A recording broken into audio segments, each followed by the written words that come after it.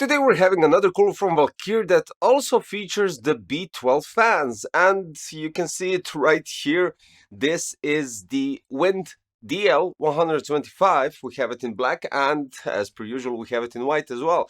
So today we have a 2-tower, 2-fan air cooler that has quite interesting configuration when we're talking about the fan stack, when we're talking about the pipes going through the heatsink from the cold plate, and the connection as well, which unfortunately they could have done it a bit differently. And this is just a minor thing. You see these kind of 3 lines on each corner of the passive part of the cooler, the top cover, could have been lit up.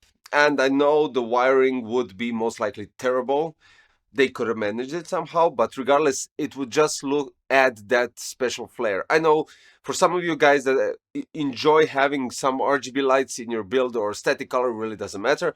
I'm talking about just giving additional flair to the top. Because for instance, okay, we have on the black version, we have gold wings from Valkyrie, and we have the red part over here which has the Valkyrie logo written. And then on the white one, what we have is complete white with light blue, and then we have the silver wings of Valkyrie, and that's basically it from the visual aspect of the top, but still kind of blends in quite nicely, I do have to admit, because we're having white and light blue and black and red, which fit quite outstandingly good.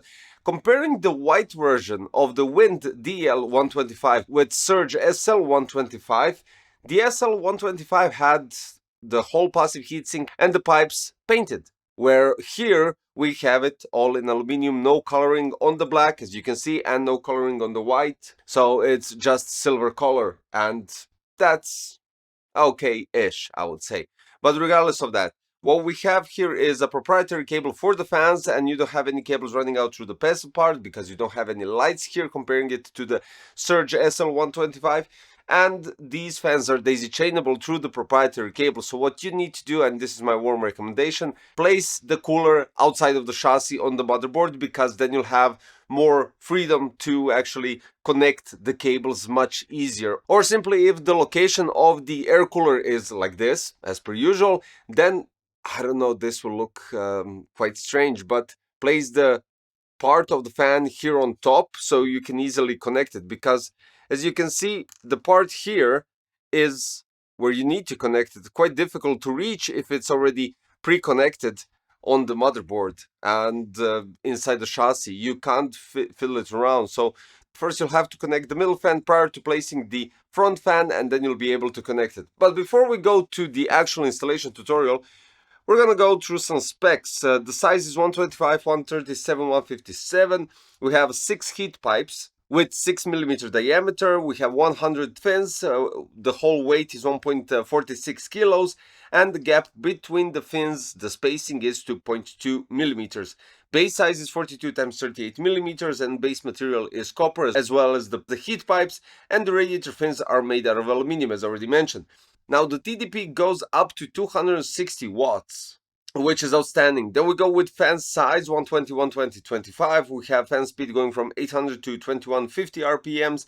Noise level is 30 decibels. Airflow is 79 CFM, and static pressure is 3.14 millimeters H2O. It supports basically all Intel sockets from 2066, 2011, 1700, 1200, and 115X. And AMD, of course, AM4 and AM5. Inside the box you get the VIND DL125, 2 Valkyrie fans, and the installation guide. For the visual aspect, it looks really nice, I do have to admit, and quite chunky cooler, I do have to also say. Now when you place it on the motherboard, which has high profile rams, of course the first fan will be slightly touching the rams. So I'm having here Kingston Fury Renegade RGB DDR5, and it pushes the front fan half a millimeter above the passive heatsink. So it's not drastical like on Noctua NH-D15 that it pushes it for half a centimeter or even a centimeter, depending on the rams, of course.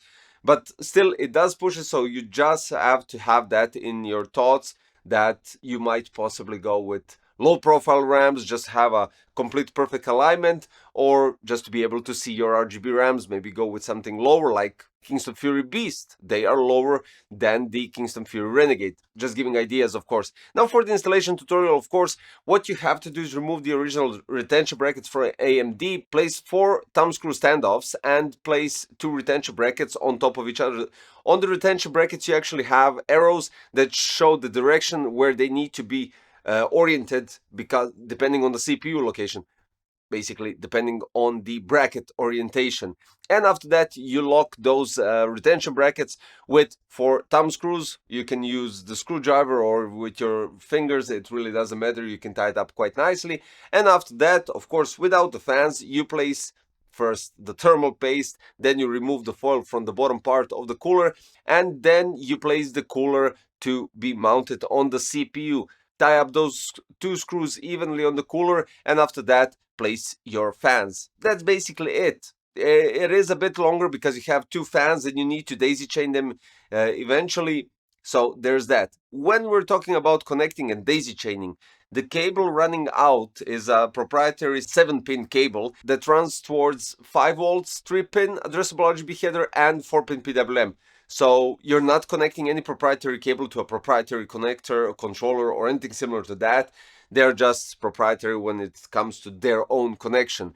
Now, when we go with benchmarks, and I'm testing out AMD Ryzen 9 7900 X3D, and it's quite interesting because AIDA 64, we have 87 degrees with 4850 megahertz. When we compare it with the SL125 inside the same configuration, we got 88, but with 4800 megahertz. So we have lower with higher clock speed, lower thermals with higher clock speed.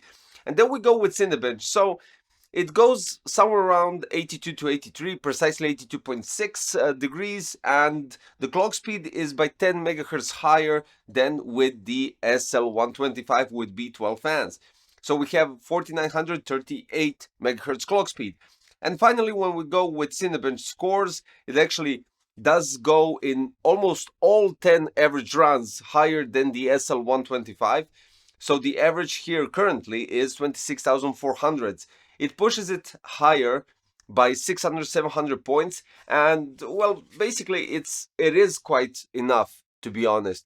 We're talking about air coolers that are reaching 26,000 and something points on a 7900 X3D. And I think that's really good. I think that's really good. And as we go forward, I think new air coolers will just give your AMD processors higher clock speeds, lower thermals, or somewhere around that peak thermal that gives the best optimum performance, and of course the higher Cinebench scores. So in general, it does perform quite nicely. I'm digging the combination with white and light blue, as I did in the Surge SL125, and the VIND DL125 also comes in black and red, this type of combination.